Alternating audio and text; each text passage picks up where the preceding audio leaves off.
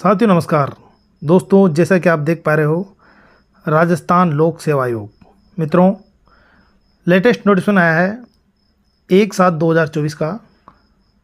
ITI government ITI जो college हैं उनके अंदर उपाचार्य या अधीक्षक की पोस्ट है।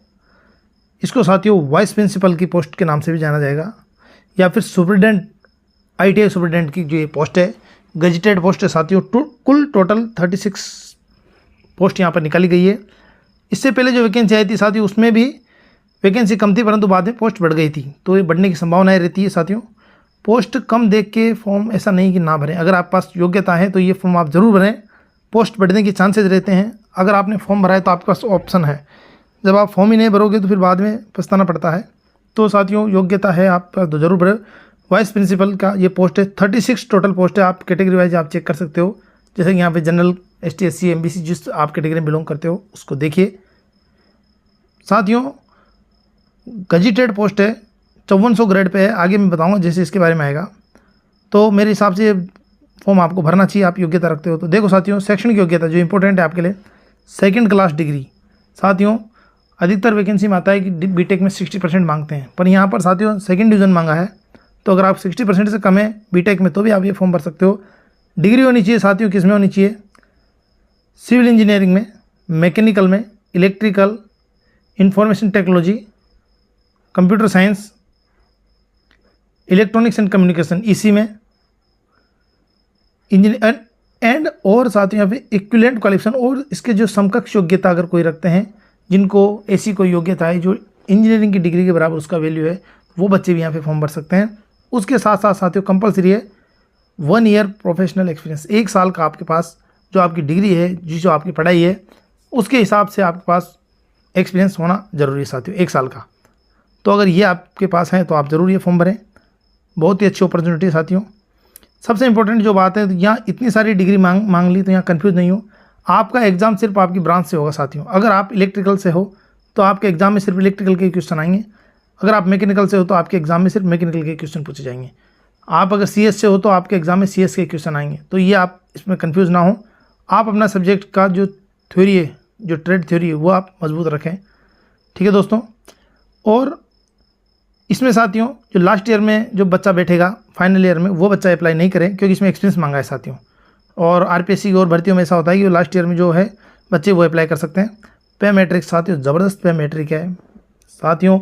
स्टेट गवर्नमेंट का L14 सर्च करके देख लेना साथियों। जो 6 पे कमीशन है 5400 ग्रेड पे मित्रों, इसका बेसिक रहेगा मेरे हिसाब से 54,100 रुपये। तो इसका ओनली बेसिक रहेगा इस पोस्ट का। अब आप सोच लो, जब ये बेसिक है तो DA HRA मिलके कहाँ पेमेंट जाएगा। गजेटेड पोस्ट है, राजपत्रित अधिकारी है राजस्थान सरकार का। बहुत अच्छी पोस्ट है, 54,100 इसका मिनिमम बेसिक है दोस्तों। तो आप 2 साल बाद ये तो आपका बेसिक रहेगा और इसके ऊपर अलाउंसेस लगेंगे, तो एक अच्छा खासा आपको पेमेंट यहाँ पे मिलेगा। एज क्राइटेरिया साथियों इसमें 20 साल आपका मिनिमम एज है, अधिकतम एज है 40। और साथियों स्टेट गवर्नमेंट में तो आपको पता ही है, ST SC OBC EWS सबको एज में छूट दी गई है। तो काफ़ी यहाँ पर आपको छूट मिलेगी साथियों, जैसा कि आप यहाँ लिखी रखा है। तो 40 वैसे ही मैक्सिमम मांगा है, और 10 साल का है साथियों महिला अभ्यर्थियों के लिए, रिजर्व कैटेगरी की महिला अभ्यर्थियों के लिए। और ST SC OBC MBC इनके लिए 5 साल की छूट है। ठीक है। इसी प्रकार आप देख सकते हो सर, जनरल की जो महिला है उनके लिए भी 5 वर्ष की छूट दी, काफ़ी छोटे उम्र में। हम यहाँ पे जो मेन बात है साथियों वही करते हैं।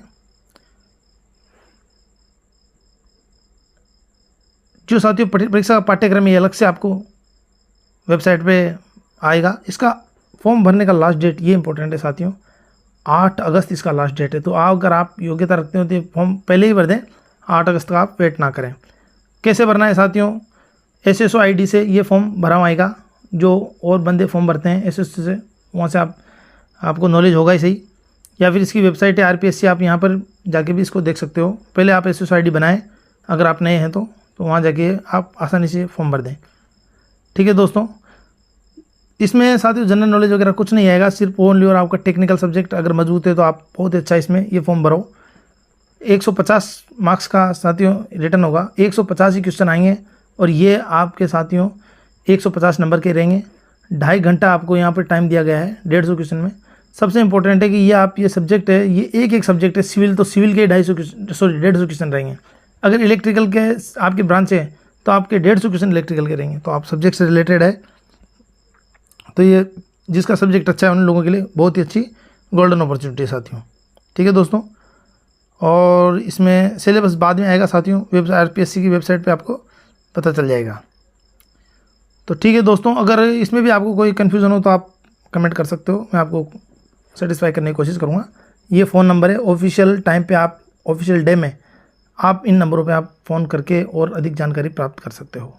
ठीक है दोस्तों, जब परफॉर्मा दिया हुआ है साथियों, ये एक्सपीरियंस परफॉर्मा, इसमें आप एक्सपीरियंस ये बनाएं और शायद यही आपको यहाँ पर फॉर्म भरते वक्त पता चलेगा। जब आप फॉर्म भरोगे तो यही अपलोड करना पड़ेगा, तो इसके हिसाब से आप अपना एक्सपीरियंस बनवा लें दोस्तों। और यहाँ पर आप जिस कंपनी में, जिस ऑर्गेनाइजेशन में, जिस विभाग में कार्य करते हैं, तो उस विभाग की यहाँ पर हस्ताक्षर और सील लगवा के और इस विभाग को, इस फॉर्म को आप सबमिट करें एक्सपीरियंस के लिए। ठीक है दोस्तों, आपके